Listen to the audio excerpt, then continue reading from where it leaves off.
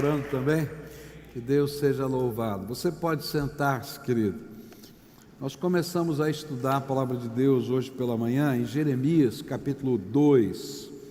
E eu falei para vocês de manhã que se eu pudesse dar um tema para esse capítulo da Bíblia, eu chamaria de o avivamento incompleto. Por quê?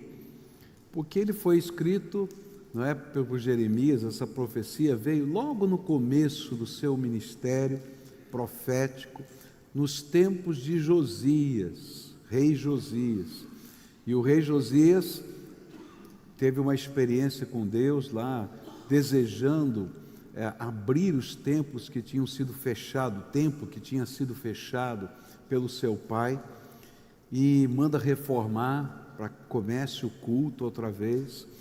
A palavra de Deus, o livro de Deuteronômio, é encontrado lá perdido no templo. Leem o livro para ele.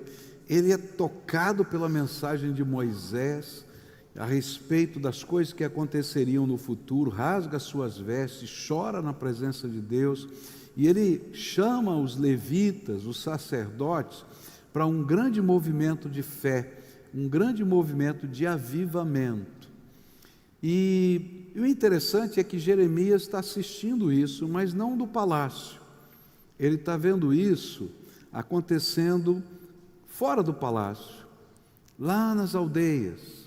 E aí ele percebe que o movimento que estava lá no palácio não passava pelo coração das pessoas. E aí o Espírito de Deus lhe dá uma mensagem, que é o capítulo 2.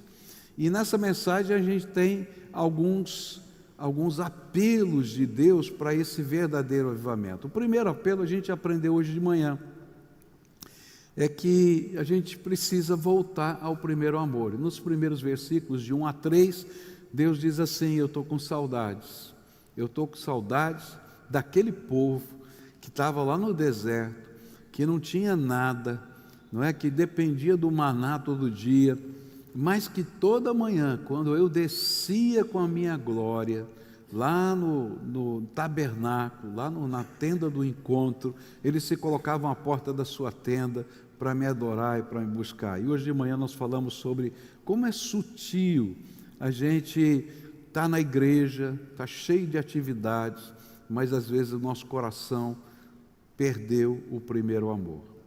E eu quero continuar hoje à noite com o segundo apelo que se encontra aqui no livro de Jeremias, capítulo 2. E os versículos que a gente vai ler agora são os versículos 11 a 13. E o segundo apelo começa assim, na verdade ele começa no versículo 4, mas didaticamente a gente vai chegar no versículo 11 até 13, diz assim: houve alguma nação que trocasse os seus deuses, mesmo que não fossem deuses de verdade, mas o meu povo trocou a sua glória por aquilo que não tem proveito nenhum. Fiquem espantados com isto, ó céus, fiquem horrorizados e cheios de espanto, diz o Senhor, porque o meu povo cometeu dois males: abandonaram a mim a fonte de água viva e cavaram cisternas rachadas que não retêm as águas. Se o primeiro apelo sobre o primeiro amor foi tocante ao nosso coração, o segundo apelo é desconcertante. É como se o Senhor dissesse: veja, onde você está buscando água para matar a sua sede? E a figura que ele usa aqui é fortíssima. Vocês estão trocando a água da fonte, a água viva, a água mineral, a água boa, por cisternas rotas que não podem reter as águas. Um dos grandes problemas daquela região era o suprimento de água, e até hoje, o suprimento de água. A prosperidade das pessoas estava intimamente ligada à capacidade de se ter água, só isso. E assim, se você tivesse na sua propriedade ou na sua casa uma fonte perene de água boa, você era tido como uma pessoa abençoada por Deus. E aqueles que não tinham, eles precisavam cavar cisternas. Hoje a gente tem vários sistemas de fazer cisternas e guardar bem a água. Muito provavelmente no prédio, se você mora num prédio de apartamentos hoje, a água que você consome é da cisterna do seu prédio, que depois joga lá na caixa d'água. Mas naquele tempo não era assim não. Porque aqui hoje, não é? Você é obrigado a cada 6 meses ter uma inspeção, lavar todas as caixas, lavar a cisterna, passar por uma medição para ver se a água está boa mesmo, mas naquele tempo não era assim não. Naquele tempo, dependendo da propriedade que você estava e da possibilidade financeira que você tinha, você desenvolvia um sistema de cisterna o mais barato possível. E qual era o mais barato possível? Era cavar um buraco na terra, para poder reservar a água que caía do céu na época das chuvas. Isso continua acontecendo no Brasil, especialmente no interior do Brasil, no nordeste do Brasil, e aqui o povo chama isso de barreiro. A gente nem chama de cisterna, a gente chama de barreiro. Eu queria mostrar para você um barreiro. Esse homem aqui é um vídeo, eu só tirei uma foto do vídeo. Ele está feliz da vida no Nordeste, no sertão do Nordeste, e ele foi lá e foi buscar água para beber, gente. E ele está pegando a água da chuva que caiu na cisterna dele, no barreiro dele, tá? Ele vai lá com aquele baldinho, com aquela latinha, está vendo a cor da água lá embaixo? Ele vai lá pegar essa água para beber, essa água para tomar banho, essa é água para cozinhar. Quando eu era jovem, né, eu era metido a cozinheiro, né, e nós fomos num acampamento, e nesse acampamento era numa fazenda, e a água dessa fazenda era de uma fonte, mas quando chovia, a fonte ficava cheia de barro, e eu me lembro que eu tive que fazer arroz para todo aquele povo com água barrenta, e todo mundo achou que eu tinha posto coloral no arroz. Você imagina a cor do arroz. Eu dizia, não conte para ninguém. Mas tem gente que vive assim. Agora, Deus está falando através de Jeremias e está dizendo assim, olha que loucura. Estão trocando a água da fonte, a fonte de água viva por água de barreiro. E o pior é que esse tipo de barreiro que nós vimos, ele não tem impermeabilização. Então o que vai acontecer? O sol está batendo, a terra está seca, e aquela água que ele reservou, ela vai sendo drenada, vai indo embora. E aí não tem água.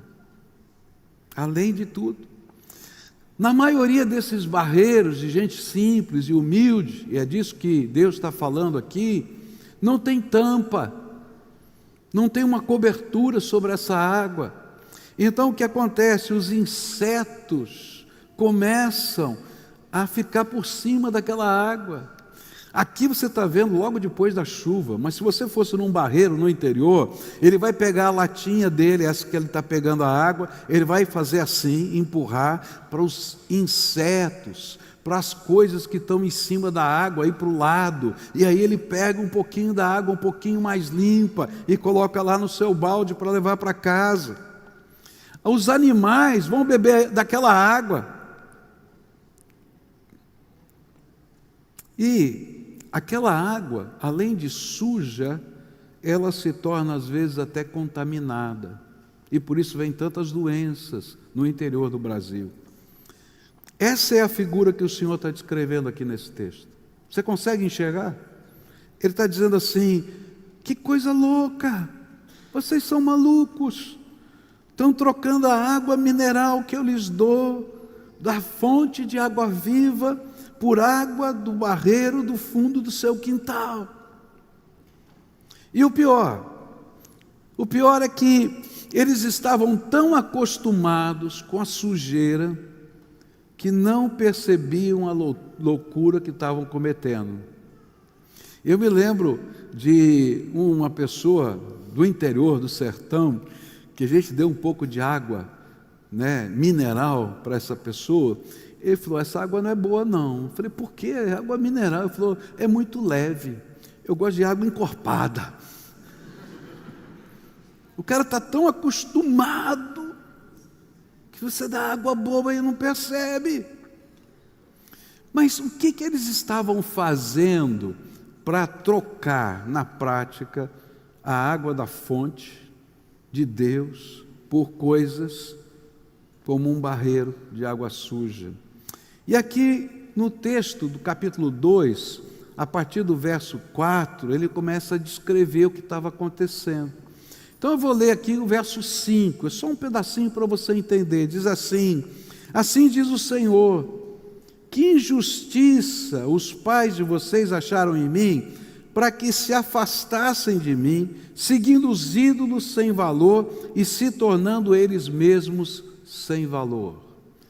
Seguem ídolos sem valor e você se torna gente sem valor. O que ele está falando? É interessante porque naquele tempo o culto a Jeová e a Yahvé continuava a acontecer. Eles ainda liam os livros da lei que não tinham se perdido, eles existiam. Ainda existia sacrifícios nos altos das montanhas, porque o templo estava fechado, mas eles ainda faziam sacrifícios em nome de Yahvé. Porém, devagarinho ao longo da história do povo de Deus, eles começaram a copiar os costumes dos povos que tinham ficado na terra. E um dos primeiros costumes que eles começaram a copiar eram as festas da colheita.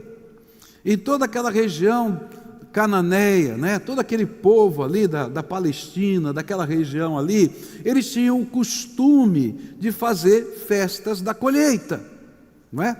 E aí eles começaram a copiar a festa da colheita. A princípio, parecia que era alguma coisa até interessante, cultural. E por isso eles subiam então nas montanhas e ali celebravam as festas. Costume daquela região é que nas festas da colheita se colocavam postes demarcando os lugares da festa. E esses postes eram chamados de postes ídolos, Azerá. E aí eles começaram a copiar não apenas a festa, mas começaram também a colocar postes. Afinal de contas, o que tem? Colocaram um poste. E depois, eles logo depois começaram a copiar o jeito de fazer as festas.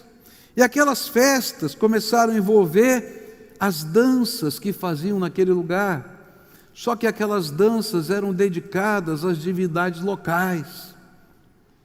E aí começaram a copiar as roupas que usavam naquele lugar, no tempo daquelas festas. Mas aquelas roupas e aquelas danças tinham a ver com as divindades locais. E depois, eles começaram a fazer tudo o que os outros povos faziam, inclusive adorar as divindades locais. E eu fico pensando com a sutileza disso, como é que a gente troca água boa por água ruim? É quando, assim, sutilmente, a gente vai se amoldando àquilo que não tem valor aos olhos de Deus. E não é assim que acontece conosco. Pouco a pouco nós vamos deixando a fé viva, cheia das marcas do Senhor, por uma religiosidade que absorve os costumes da sociedade e criamos um tipo de sincretismo religioso que não mata a sede da alma. Tem culto, tem canção, tem lei, mas tem uma mistura na vida tão intensa que o Deus do avivamento não está lá. Isso nos contamina, porque a gente está trocando a fonte pelo barreiro. E a minha pergunta é: de onde você tem bebido a água da vida? Da fonte ou do barreiro? Às vezes, o barreiro para nós é uma religiosidade que tenta compatibilizar o que está acontecendo lá fora com o que Deus está falando na Bíblia, que tenta achar um jeito de não ser tão diferente do mundo para não ser criticado, que tenta achar maneiras da gente se adequar. Mas, na verdade, a gente só pode se adequar à palavra de Deus, porque tudo aquilo que vem de fora da palavra de Deus contamina a nossa alma. E Deus está dizendo assim: olha, volta para mim, eu sou a fonte de água viva, toma cuidado, de onde você está buscando saciar a sua alma. Só que isso é uma crescente. E aí então vem a segunda coisa que eles estavam fazendo e que os impedia de enxergar que estavam bebendo água do barreiro e não da fonte. Olha só que coisa interessante. Capítulo 2, versículos 6 e 7. E eles não perguntaram: onde está o Senhor que nos tirou da terra do Egito e nos guiou pelo deserto, por uma terra árida e cheia de covas, por uma terra de sequidão e sombras de morte, por uma terra em que ninguém passava e na qual não morava ninguém. Eu os trouxe para uma terra fértil, para que vocês comessem o seu fruto e as coisas boas que ela tem.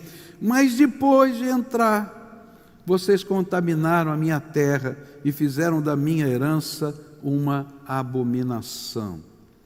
E é interessante que Deus está dizendo assim: sabe o que aconteceu?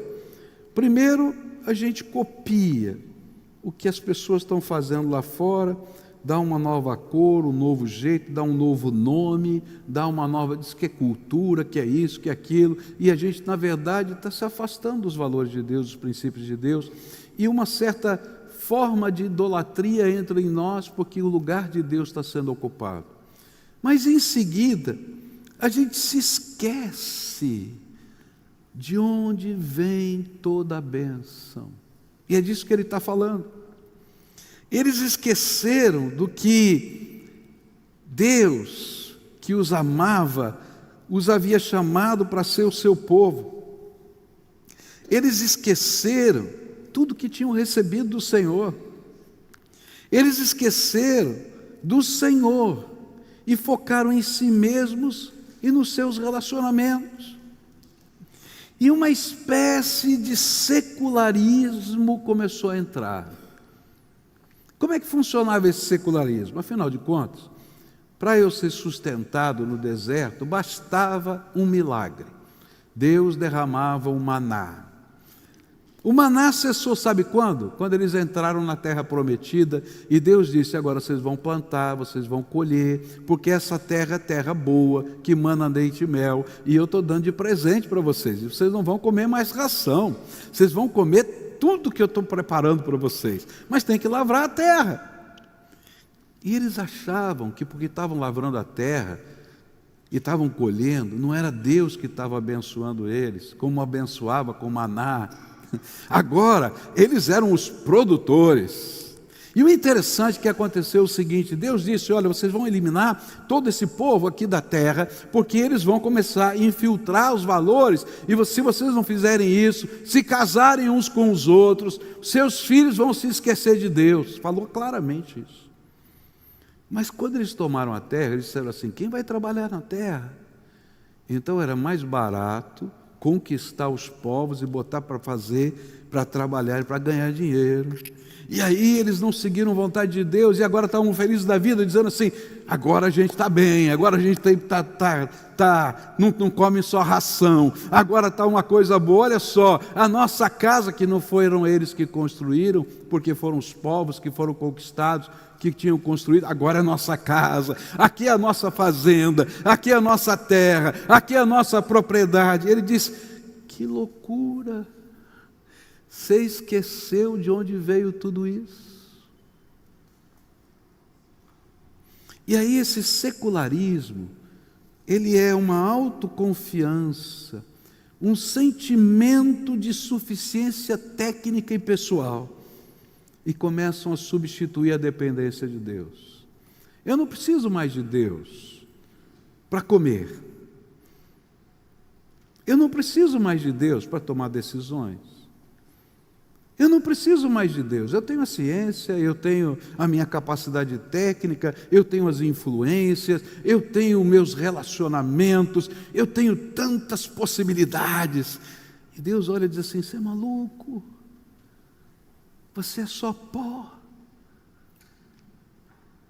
Você é só pó.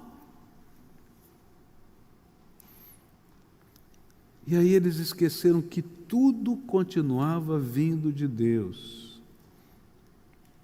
E começaram a imaginar que tudo vinha da sua capacidade, da sua expertise, dos seus relacionamentos, da sua política, da sua tecnologia. E Deus está dizendo: que loucos, trocaram a fonte de água viva pelo barreiro. Sabe, a gente não troca Deus por outras coisas só quando a gente está no culto. Você pode estar trocando Deus lá no teu trabalho. Eu quero dizer, a tua empresa pode ser muito abençoada, mas faz Deus o dono do seu negócio. A tua casa pode ser muito abençoada, mas põe o Deus e siga os processos de Deus para que você administre a sua casa. Ontem a gente estava falando aqui, não é? Com os homens, né? Hoje é dia do homem batista. Você perdeu só para homens, né, de ontem, né? Eu passei uma vergonha feia aqui, não vou nem falar nada aqui, viu? Né? Mas assim, olha, gente, que coisa. O assunto foi dinheiro. E a gente viu uma coisa extraordinária: 80% da população brasileira está endividada. E 70%, Davi, quanto foi? 73%, mais ou menos, 74% que está inadimplente. 47% inadimplente. 47%, quer dizer, não está endividado, já não está pagando mais. Se eu conheço um pouquinho de estatística, eu vou olhar aqui e vou dizer: a probabilidade é que isso esteja acontecendo aqui, ó, nessa mesma proporção. Por quê? Porque às vezes, sem querer, a gente troca Deus, seus valores e seus princípios na nossa vida, pelo jeitão da gente.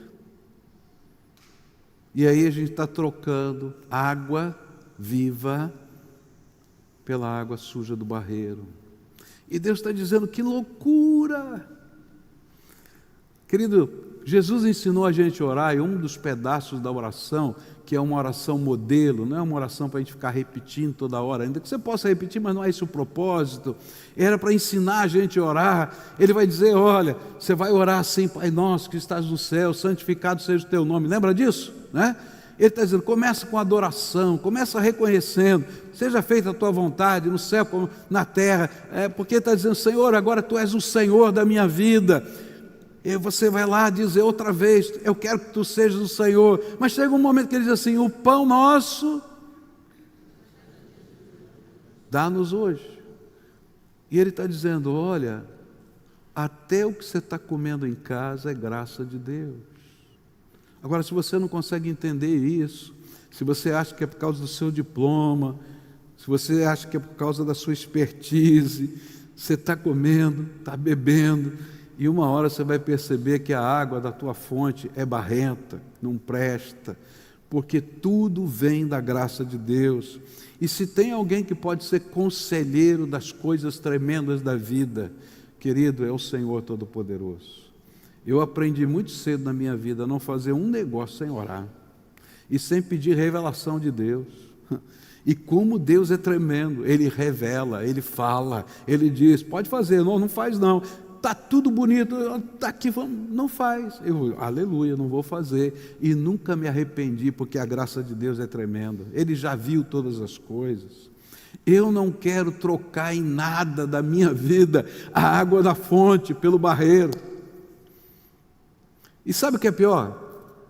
é que esse povo não percebia mais o gosto ruim da água barrenta. E o Deus dos milagres era só uma lembrança. Querido, se você trocou a água da fonte pelo barreiro, milagre de Deus é história da Bíblia para você. Milagre de Deus é a história de testemunho de João, de Pedro, de Antônio. E você diz, isso nunca aconteceu na minha vida, porque você está bebendo da fonte errada.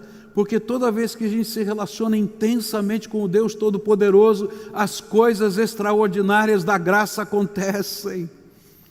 Porque para nós é extraordinário, mas para Deus é o natural da sua essência. Ele é o Todo-Poderoso.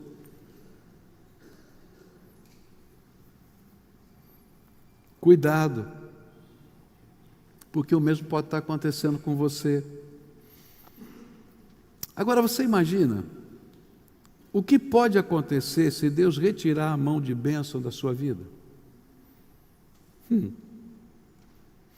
Eu acho que Deus deu uma ilustração para a gente.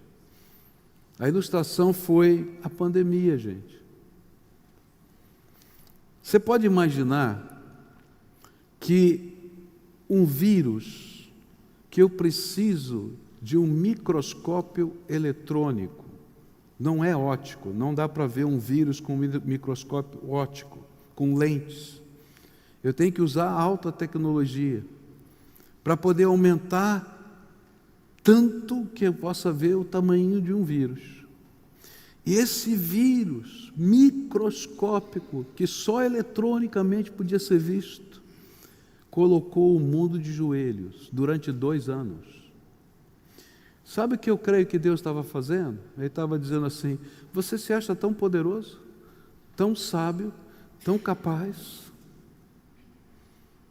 Eu me lembro de estar conversando com um europeu, fui pregar em Saragoça e conversei, eu sempre faço isso, eu vou para a praça conversar com as pessoas da cidade para entender a cultura. Às vezes vou assistir uma missa lá para ver o que o padre está falando. Eu gosto de saber como é que eles pensam. E aí, conversando, me apresentei, falei que era um pastor, falei que eu fazia, e aquele senhor espanhol, muito orgulhoso, ele olhou para mim e disse assim, vocês no Brasil precisam realmente de religião. Nós não precisamos não, nós estamos bem, nós temos uma economia forte, nós temos um seguro-desemprego muito bom, nós temos um sistema de saúde maravilhoso. E aí eu vi a pandemia e me lembrei daquele homem, quando eu vi aquelas cenas dos caminhões do exército espanhol retirando os corpos e saindo pelas ruas vazias de Madrid. Eu falei assim, onde está o orgulho europeu agora? Queridos, você é só pó, eu sou só pó. Para de beber água do barreiro, tem uma fonte tremenda para você. Mas não para aí, Deus continua, Ele diz assim, olha que loucura, esse povo é maluco, eles começam com as festas, eles flexibilizam, fazem uma mistura religiosa, a religião continua, mas agora está misturada com outros valores e não tem sentido.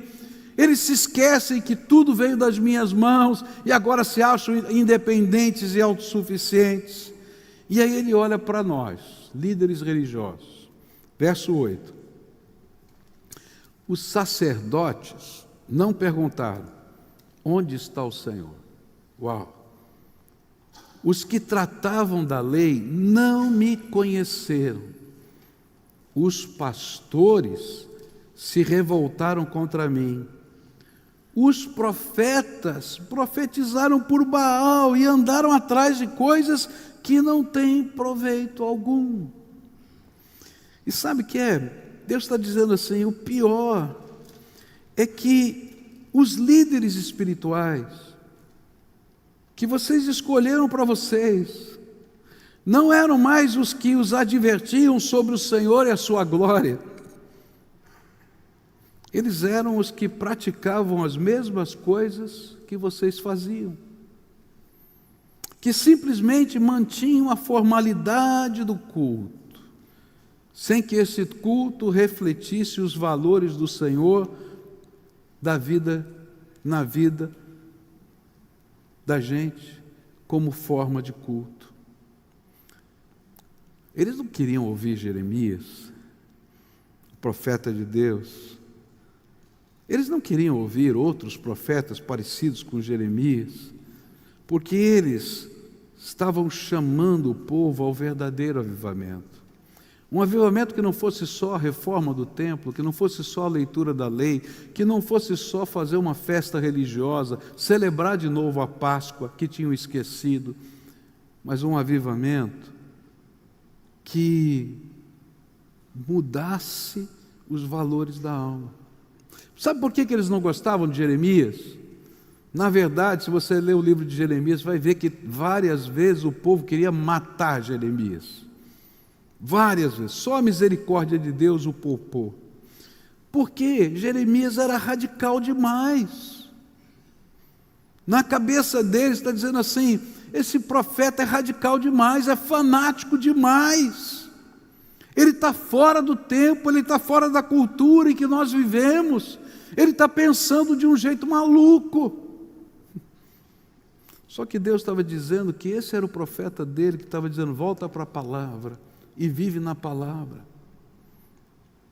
Eles estavam tão acostumados com a água suja do barreiro, que parecia que a água da fonte é que não era boa. Você lembra do nordestino que eu encontrei e dei água mineral para ele? Ele falou: essa água não é boa não. Eu falei: por quê? É água mineral, é leve demais. Ele estava acostumado com água densa, tinha tudo lá dentro. Mas que loucura! Mas não é assim que a nossa consciência cauterizada trabalha? Devagarinho, devagarinho a gente vai se acostumando e não vê problema. É normal. Tranquilo. É assim mesmo. O que Deus está dizendo é que se você quer viver o verdadeiro avivamento, você tem que parar de buscar a água do barreiro, porque Jesus tem a água da vida para você. Uma fonte inesgotável que jorra para a vida eterna. Uma fonte que ele disse que era derramada pelo Espírito Santo de Deus. Jesus parou uma festa, lá no Evangelho de João, ele parou uma festa religiosa para falar: está na hora de vocês beberem da água que jorra para a vida eterna. Não adianta ficar aqui na cerimônia, vai e busca, porque ele vai derramar o seu Espírito sobre você. Para de buscar um tipo de fé que não promove mudança nenhuma. Se a tua fé não está promovendo nenhuma mudança na tua casa, na tua família, nos teus estudos, no teu trabalho, tem alguma coisa errada na fé. Porque se você está em comunhão com Deus, o Senhor está promovendo transformação todo dia na nossa vida. Porque a vida espiritual é uma constante renovação da alma. É um constante não se conformar para a gente ser renovado e transformado à semelhança de Jesus. Se a tua vida espiritual não promove crescimento, transformação, e me perdoem dizer, uma santa radicalidade espiritual, toma cuidado para ver se você não está bebendo água da fonte errada. Pare de beber água do barreiro, porque há uma fonte disponível. Agora ele chega na conclusão, e eu vou caminhar para ela também. Versículo 11. Olha que coisa profunda. Ele diz assim: mas o meu povo trocou a sua glória por aquilo que não tem proveito nenhum. Lá no começo ele disse assim: eles adoraram coisas que não têm valor e se tornaram pessoas sem valor. Quando a futilidade da nossa vida domina a nossa mente, e nós estamos buscando só coisas fúteis para nós, eu vou dizer uma coisa muito forte: nós nos tornamos fúteis. Você está entendendo o que eu estou falando? É isso que Deus está dizendo. Quando você está buscando o que não tem valor, a tua vida deixa de ter valor. Deixa de ter sentido, deixa de ter propósito, deixa de ter significado.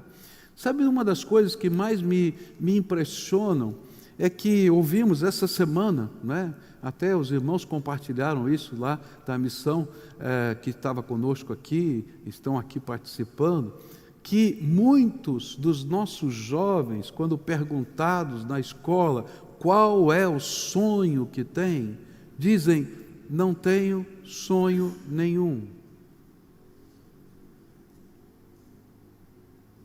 É disso que Deus está falando.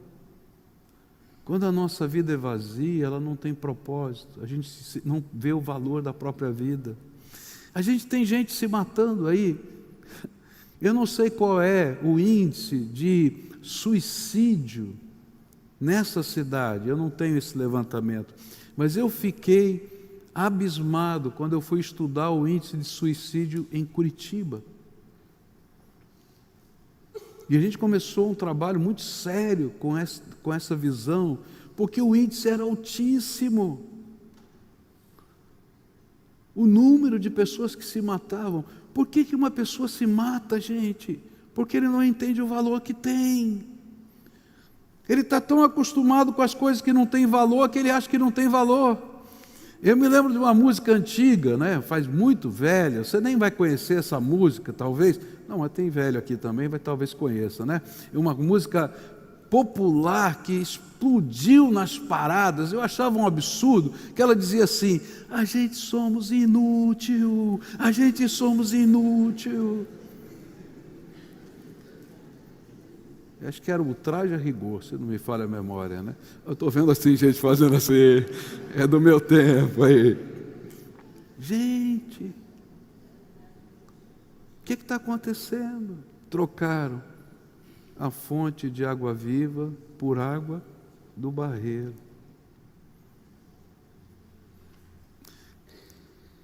Nós vivemos num tempo em que não há resiliência. A gente tem um problema, não importa se ele é grande ou pequeno, a gente tem um problema que gera frustração, a gente quer desistir de tudo. Quantos são os que nunca terminam nada? Você já parou para pensar? Começa isso, não termina, começa aquilo, não termina, começa aquilo outro. Por quê? Porque não tem resiliência. Agora, quando a gente tem propósito, quando a gente entende valor, a gente investe uma vida inteira para alcançar os propósitos. E aí, as pessoas dizem: ah, como é que foi? É tendo visão. Mas a gente perde a visão quando a gente bebe da fonte errada. E aqui Deus está terminando aqui dizendo assim: olha que maluquice. Trocaram a glória do Deus que desce para visitar o seu povo por cerimônias.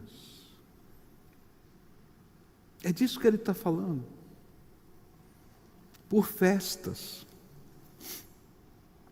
pela cultura, pelo prazer, pelo poder social, pelo poder político, pela imagem de uma nação progressista. Trocaram a fonte pelo barreiro. E o pior é que isso ainda acontece. E de uma maneira sutil. Primeiro, o nosso primeiro amor se esfria. E logo a gente precisa saciar a sede da alma e ficamos procurando o que pode saciar. E aí a gente encontra os vários barreiros para nos saciar. Enquanto o Senhor e Salvador ficou de lado.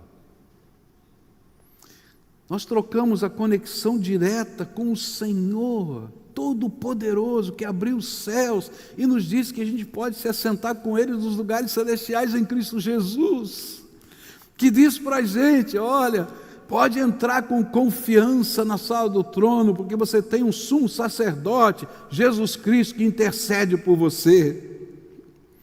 A gente troca isso, essa conexão direta, pelos intermediários.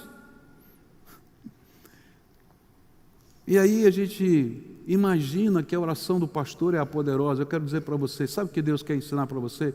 Que não é a oração do pastor que é poderosa, que a sua oração é tremendamente poderosa. Ele quer que você aprenda a buscar da fonte.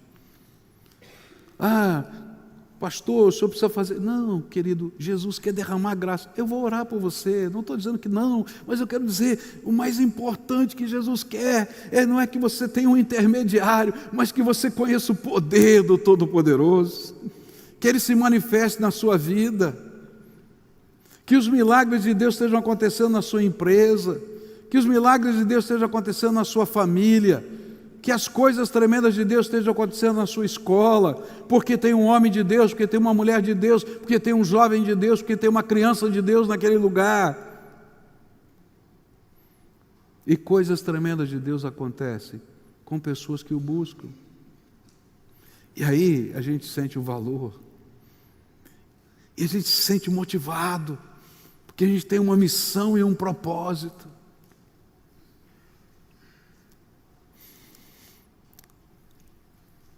A gente flexibiliza os nossos valores, porque às vezes nos parece muito radical fazer o que o Senhor manda.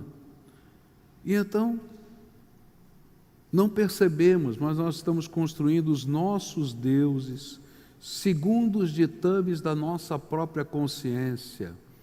E às vezes eles não são ídolos, mas são conceitos que estão dentro da nossa mente, e que nos impedem de conhecer a glória do Deus vivo. Eu quero dizer para você, Deus não mudou. Deus não mudou. Quem mudou foi você. Quem mudou fui eu. Quem mudou foi a igreja de nosso Senhor Jesus Cristo, que está discutindo se a Bíblia precisa ser mudada, transformada, ampliada ou não. E às vezes a gente aplaude esses pensadores que nem pastores se chamam mais, mas se chamam só de teólogos, filósofos, consultores. Queridos, olha para Jesus, Ele é o autor e consumador da nossa fé. É nele que está a nossa força e nosso poder. E sabe o que é pior? É que Deus olhou para isso e disse: Jeremias, esse povo que eu amo se tornou repulsivo para mim. Eu vou usar uma palavra muito forte. Repulsivo é uma palavra rebuscada. Sabe o que ele está dizendo? É nojento. Me dá arrepio. Você já viu alguma coisa que te dá arrepio? Tá?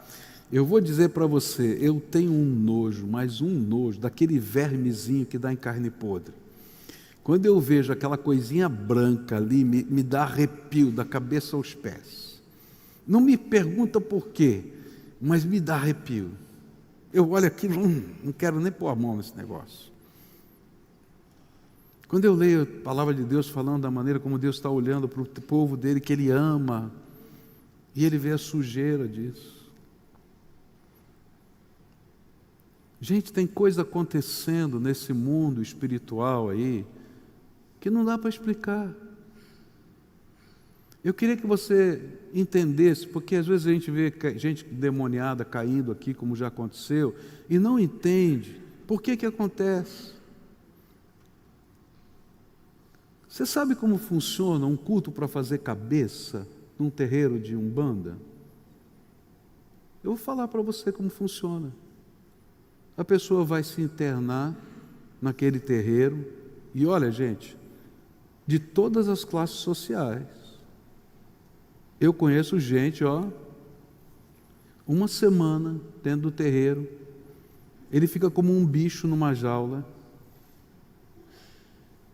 Um bicho numa jaula. Colocam uma oferenda de animal numa água, aquela carne apodrece dentro daquela água, é daquela água que ele tem que beber durante 7 dias, e daquela água ele tem que se banhar, se jogar por cima durante 7 dias. Quando chega no final da cerimônia, vão matar um outro animal e vão tomar um banho de sangue daquele animal. Em alguns terreiros de Umbanda, eu não estou falando nada que não esteja aí dito em tudo quanto é lugar. Em alguns terreiros de Umbanda, tem gente que, possuída por demônios, às vezes até o próprio Pai de Santo, ou outra entidade que vem, e vai fazer sexo dentro daquela casinha, daquela sujeira, com aquela pessoa. E, gente, você pode acreditar que tem gente que acredita que é Deus que está fazendo isso? Deus olha para isso e diz: vocês estão se tornando nojentos para mim. Tem pessoas que fazem cerimônias tão malucas, eu não vou nem dizer aqui, de adoração a Deus através de entidades que são intermediários. Pelo amor de Deus, vai direto, tem o Pai, e você chega a Ele através de Jesus Cristo, nosso Senhor, mais ninguém.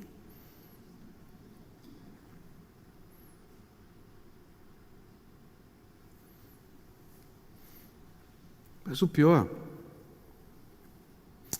é que a gente não percebe como essas coisas vão acontecendo na nossa vida. Eu conheço gente que foi criada no Evangelho, conhece as Sagradas Escrituras e vive essas coisas. Eu não consigo entender. Mas é assim. Sabe por quê? Porque trocaram a fonte de água viva pela água do barreiro. Eu não sei o que o Espírito Santo falou com você hoje à noite, mas eu queria que você percebesse a sutileza como isso acontece. Isso não acontece da noite para o dia. Ela vai crescendo, crescendo, crescendo. A gente está numa campanha de avivamento aqui, mas eu tenho um grande temor no meu coração, é que termine a campanha e nada tenha mudado. Você entende o que eu estou falando? Porque eu consigo enxergar o que pode acontecer se você começar a experimentar as coisas grandiosas de Deus na sua vida. Ninguém vai segurar você. As coisas grandiosas de Deus vão acontecer. Vão acontecer. Mas nem todos vão experimentar. Por quê? Porque, querido, se você não for radical em buscar essas coisas, ou seja, o Deus dessas coisas, o Senhor como a fonte de tudo na sua vida, em todas as suas áreas, e se você não estiver agora checando a sua vida em todas as áreas, onde você vai, o que você lê, o que você assiste, com quem você sai, que lugares você frequenta, a maneira como você se porta, até a maneira como você se veste, à luz da palavra de Deus, devagarinho, devagarinho, devagarinho, a água do barreiro suja a fonte e se desconecta da fonte. E Jeremias estava olhando, não do palácio, mas estava olhando lá nas aldeias. Ele estava dizendo: puxa vida, o avivamento está lá, mas não chegou aqui. Ele olhou para cima das montanhas, onde as festas aconteciam, os postes estavam colocados. Ele disse: o avivamento está no templo, mas aqui em cima continua a mesma coisa. Ele olhou ao redor, na maneira como as pessoas negociavam, como eles conversavam, e ele disse: o avivamento está lá, mas não chegou aqui. E aí o Espírito Santo de Deus diz assim: fala para eles que esse é o avivamento incompleto, que não vai fazer diferença nenhuma na vida deles. Eu queria orar com você nessa noite, para a gente encerrar esse culto. O que é que o Espírito Santo está falando com você? Tem água contaminada aí na tua vida? Presta atenção. É sutil. Tem água contaminada. Vamos buscar a água da fonte eterna. Tem coisa tremenda de Deus para acontecer na tua vida. É interessante porque essa história vai continuar. Se você ler o livro de Jeremias todo, eu vou parar aqui, prometo para você. Sabe como termina essa história? Depois que 2 outros reis vêm, Josias morre, vem mais um, depois vem mais um, depois o terceiro. Termina com o povo de Deus sendo levado para o cativeiro, o templo sendo queimado e destruído, e 70 anos eles passam lá na Babilônia. Porque às vezes a gente acha que beber água do barreiro não tem consequência. Ou às vezes a gente imagina que a consequência é só para mim, mas eu não entendo que isso tem um efeito que destrói não só o nosso relacionamento com Deus, mas as bases da nossa vida. Queridos, a família está sendo destruída. Olha isso. E eu não estou falando da família lá fora, estou falando da família aqui dentro.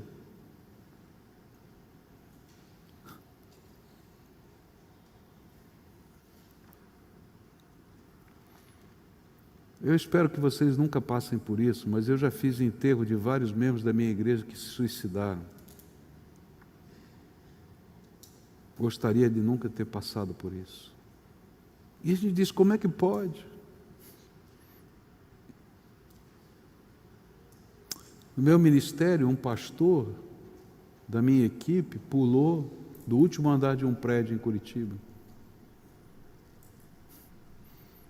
Eu cheguei para aquele lugar, abracei a sua esposa e disse, eu não sei o que falar para você, não consigo entender nada. E choramos juntos.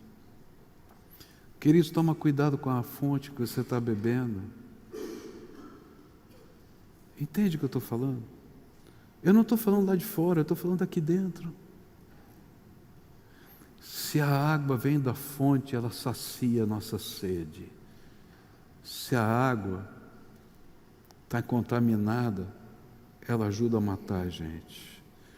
Deus veio para nos dizer que você tem muito valor, muito valor. Por isso Jesus veio a esse mundo, morreu na cruz do Calvário, ressuscitou, para que eu e você pudéssemos ter vida, vida eterna. Mas Ele disse também vida abundante. Mas a gente tem que ser radical com Jesus, senão não vai funcionar. O que você vai responder para Ele hoje? Curva a tua fronte, fala com Ele. O que o Espírito Santo está falando com você nessa noite? Você não está aqui por acaso, não. Deus tem um propósito para a sua vida. Em que área da tua vida o Espírito Santo está ministrando agora?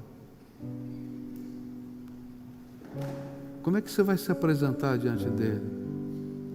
Acho que está na hora da gente enterrar o barreiro e buscar a fonte. Enterra hoje o barreiro e busca a fonte que é Jesus. Pede para Ele, Senhor, tenha misericórdia de mim, derrama graça sobre a minha vida, preciso do Senhor. Olha para a tua casa, olha para os teus filhos. Gente, talvez o teu filho esteja perdido, está precisando de um pai, está precisando de uma mãe.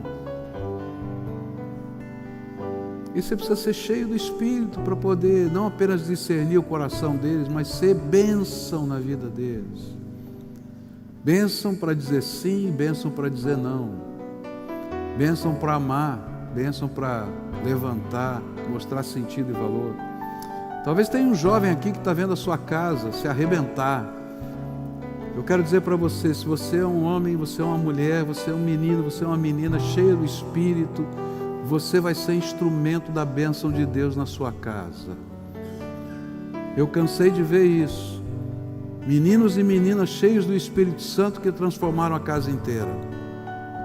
Deus pode usar você, porque você vai receber o valor da graça. Mas tem que buscar na fonte, na fonte. Queria orar com você. Se o Espírito de Deus está tocando o seu coração, faça entregas hoje. Faça confissões. faça pactos e compromissos com Ele, porque é assim que Deus trabalha a transformação na nossa vida. Pai querido, escuta a oração do Teu povo agora e revela o Teu poder, revela a Tua graça. Tem famílias que estão quebradas, que precisam ser ajustadas, Senhor, porque tem coisa que está entrando lá e está atrapalhando a casa. Tem gente que está perdida, que não sabe o que vai fazer. Tem alguns que estão querendo morrer, Senhor, estão aqui, e que o Senhor trouxe aqui para dizer: olha, você tem valor, eu tenho uma bênção para você, mas muda de foco. Tem gente, Pai, que está precisando de uma água limpa, não só para beber, mas para banhar a sua vida, para o Senhor dizer: você é um vaso novo, você é uma bênção, você tem sentido e propósito. Pai, vem com o Teu avivamento, que a escuridão vá embora, mas que brilhe a Tua luz, e que o Senhor reflita a Tua glória aqui entre nós. Escuta, Deus, a nossa oração. Nós te pedimos em nome de Jesus. Amém e amém.